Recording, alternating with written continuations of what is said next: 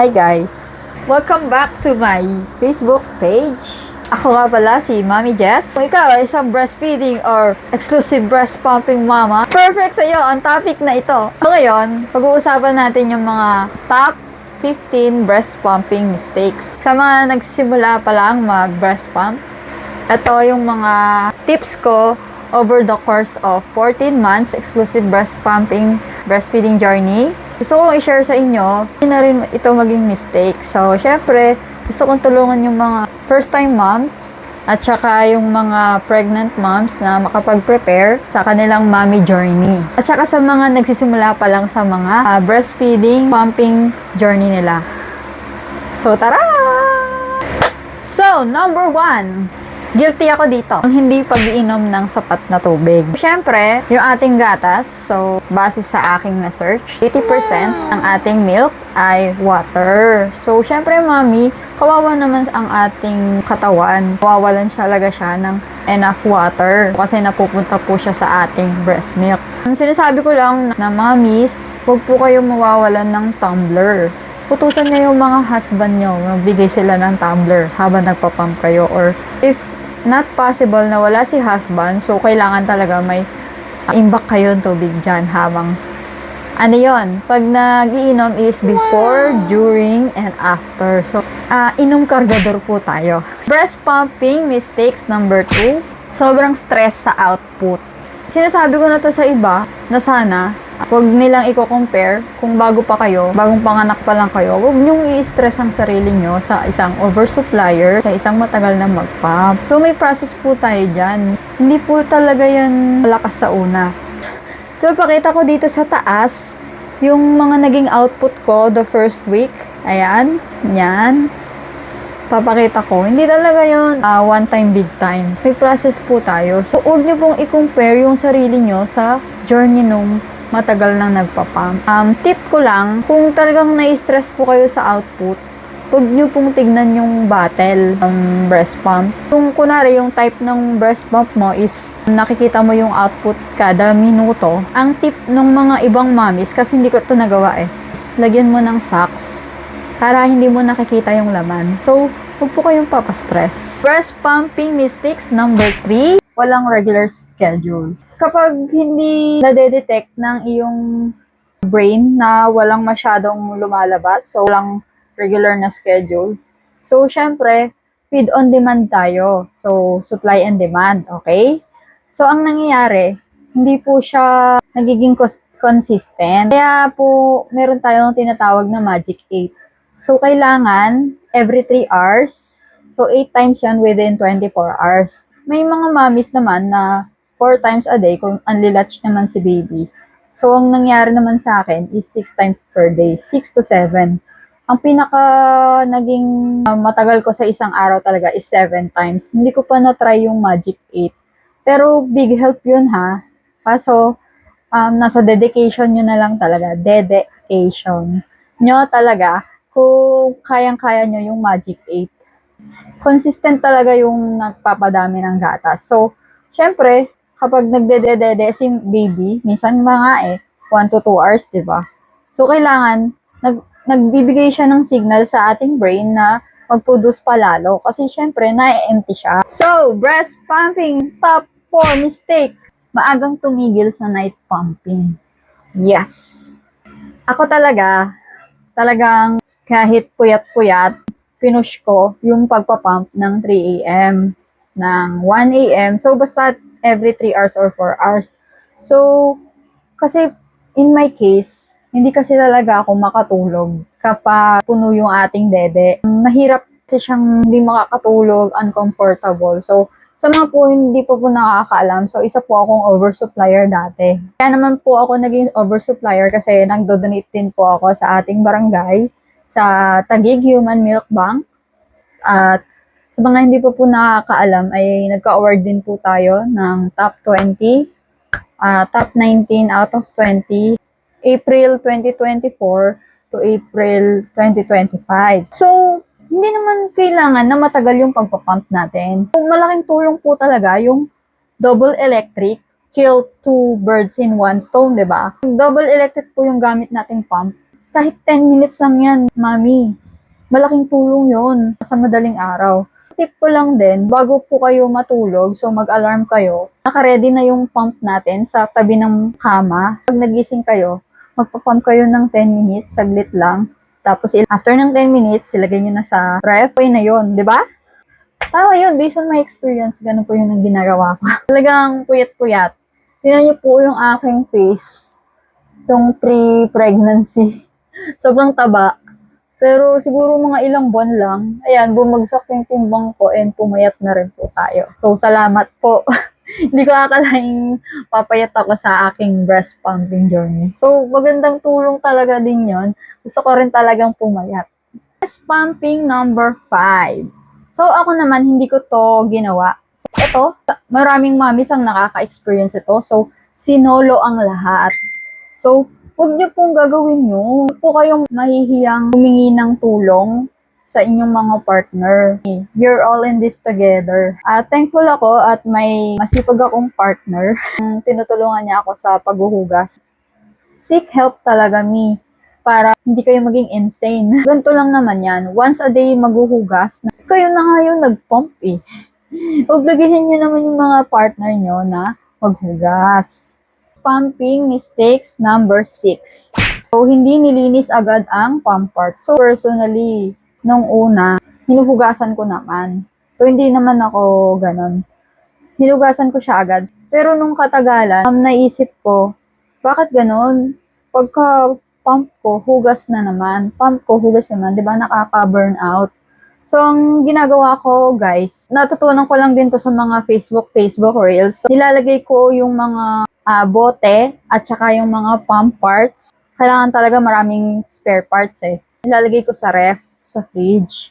Pag ganun po, nakakatulong siya na hindi muna mag-grow yung bacteria sa pump natin. So, syempre, over time, nag-grow ang bacteria kung di mo nalilinisan. So, yun nga, ang nangyayari, after end of the day, si husband yung maghuhugas. So, at least, hindi rin siya napanisan yung ating mga bote at saka pump parts. So, malaking tulong talaga na may spare parts tayo. So, dapat din guys, every 6 months or basta na sira yung ating pump parts, pinapalitan po natin siya. So, bumili po kayo ng spare parts talaga. So, ito daw is laging double pump kahit masakit. For me, hindi naman siya naging masakit. May times lang talaga na nagdudugo. So, siguro, to sa mga mommies na naglalatch, then nagpump. So, siguro, ang tip ko lang naman is, kailangan, pagka-pump, pagka-dede ni baby sa isang side, so, mag-single muna tayo sa kabila. Or, after mag-latch, doon na lang din mag-pump ulit. May mga mommies na hiyang sila sa single pump. So, next is mistakes number 8. So, hindi tayo nagre-relax bago mag-pump. So, wag po natin gawin yon, guys. May mga napapanood ako na mommies na kailangan relax sila, then pinapanood nila yung baby nila sa video para medyo relax, di ba? Pag nakikita mo yung mga cute videos ng baby mo, or syempre nagre-relax kayo using nood-nood lang ng views and yung mga gustong palabas, nanonood tayo ng mga relaxing videos. So, wag po kayong pa-stress kasi kung 8 times ka nagpapump sa isang araw, 8 times ka din na hindi nagre-relax, di ba? Mistakes number 9. So, ngayong mga medyo may edad na si baby, so 1-year-old pataas, napansin ko, bumaba yung output ko. So, ako kasi, tamad ako sa power pump. Kasi, oversupplier ako. So, pero nung naging enuffer na lang ako, nakakalungkot talaga. Kaya kailangan, sipagan nyo yung pagpa-power pump. Siyempre, hassle, akala mo hassle siya kasi isang oras mo siyang pinapump. Tapos, kailangan off, on, rest, pump. So, di ba? Isang oras mo yung gagawin. So, once a day lang naman din siya. So, kailangan talaga kasi kapag talaga nanganganib na yung iyong supply. Hindi rin talaga to ora-orada ha. So, kailangan guys na consistent talaga. Araw-arawin nyo. In a few days, makikita nyo yung pagbabalik ng iyong supply. Breast pumping mistakes na ginagawa ng ibang mommy. So, hindi na sila nagtatrack kung ilan ounce ang napoproduce nila sa isang araw.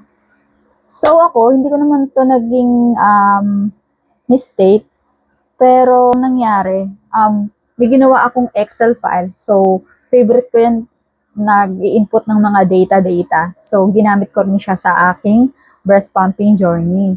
So, malalaman ko ba na kung hindi ko yun nilista, na nakaka 32 ounce ako sa isang araw? So, matatrack ko ba na naka 4 hours na ako nung huling pump ko? So, yun lang naman. Pinapakita ko dito yung mga naging output ko ng mga araw na yon, kung ilang araw lang si baby. Ayan sa taas. So, next na tayo. 11 na tayo. Sobrang suction setting. So, nasabi ko na rin yan, common mistake. So, kailangan po is, huwag po tayong strong suction agad. Huwag po tayong expression suction. Yung expression po kasi, yun yung malakas na hagod na minimimik si baby. Yung ating action, ang mga pump talaga, settings nila, ang ini-start talaga kasi is yung letdown. So, sa hindi pa po nakakaalam, ang letdown po, ayun yung gentle suck. Yan yung unang dede ni baby na hindi pa malakas. Ganun lang, di ba? So, yun yung letdown. Parang nagsisend na siya ng signal na mag-i-start na ng magsasak si baby. Kadalasan ng timer sa mga pump is 2 minutes. So, automatic na after 2 minutes, mag-expression mode na siya. So, ganun din sa baby. Habang tumatagal, parang nabibitin na siya. So, lalakasan na niya yung pagdedede kay mami. Ganun din sa pump. Hindi po totoo na kapag mataas ang suction is dadami din yung output. Hindi po. Breast pumping mistakes number 12.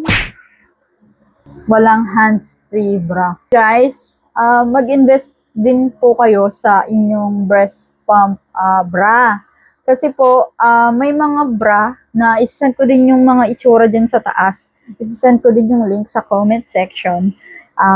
Na yung mga hands-free bra, hindi ka na hindi mo na siya hawakan ng ganyan. So, relax ang kamay mo. Tapos, nakatutok na siya ng eksakto sa yung. So, yun lang guys. Kailangan, game changer kasi talaga yon. Pwedeng mag-check ng email. So, kahit nakasalpak dyan. So, pwede kang mag-multitask naman. Pwede rin yun sa work. So, breast pumping mistakes. 13. Hindi ang pagle-label ng stored milk. So, nangyari to sa akin, guys. Though kasi kami ng husband ko, umuwi kami doon sa kanila, province nila. Umuwi kami doon ng once every month. So, isang linggo sa isang buwan, umuwi kami doon. Pag nandun ako, hindi ko nalilibelan yung mga pump ko. So, ako natamad lang ako ng one time. So, 'di ba, ang dami kong stock doon. Nung umuwi kami ng Taguig, pinaglalagay lang dyan sa freezer. So, ang nangyari, umabot na ng malapit ng, basta ang naalala ko, December ko lahat yan na pump. So, pagdating ng January, tapos pagdating ng hanggang April, hindi ko na alam kung anong buwan yung mga yon na pump. So, wala silang label. Ang naalala ko lang is December. So, mahirap talaga kasi kapag hindi mo siya ni-label. Kasi hindi mo alam kung sobrang luma na nito or expired na. Kasi 6 months lang po ang storing ng ating freezer. Huwag po kayong tutulad. So, sana, lagi po kayong may pentel pen sa inyong breast pump kung nasa malayo kayo. So, kung hindi mapigilan is ball pen siguro. So, kaso nabubura yun. So, mistakes number 14. Last 2 na tayo. So, hindi nagbibigay ng time mag-let down. So, yung iba gusto nila is expressive, na agad. Hindi mo na nila pinapa-let down yung kanilang pump. So, mahirap kasi yun, guys. So, kailangan magbigay ng time para mag-let down. Mistake number, breast pumping number 15. Last na tayo. So, panay sukat, hindi quality. So, may time na nag-focus lang tayo sa dami. So, hindi sa quality. May time na nangyari sa akin yan kasi ang nangyari is gusto ko marami akong ma-output. So, ang nangyari, napansin ko walang fat plug. So, kailangan kumain din kasi ng masusustansya. So, ganun lang guys. Focus nun. Huwag tayo mag-focus sa dami. So, pero hindi ko tinitignan kung may fat plug ba or creamy or watery o ngayon. Quantity na ngayon over quantity. So, napapansin ko na dumadami na yung fat plug ng breast milk ko. Basta tayo. So, yun lang naman yung mga breast pumping na na-search ko na based on my experience is okay siya, tama. So, dapat yung mga tip ko din based on my experience, take note nyo yan. Kung may mga natutunan ka sa mga mistakes na to, sana i-like mo yung video, i-share mo, and follow me, Janessa Francisco. Sana mag-follow ka pa kasi talagang puro breast pump ang ating content. Yung mga nakakanood, paki-rate yung mga or i-comment down below yung mga nakarelate ka, mami, sa ating mga ginat down na list. Gusto ko yung mabasa at baka meron ka pang ibang mistake na alam na hindi ko pa na-discuss and sana ma-inform ako para pwede nating anuhin sa next video. So, lagi mong tatandaan, kahit ilang ounces lang, bawat patak ay effort at pagmamahal. You're doing a great job, mommy! Kahit ilang buwan pa yan. Thank you for watching!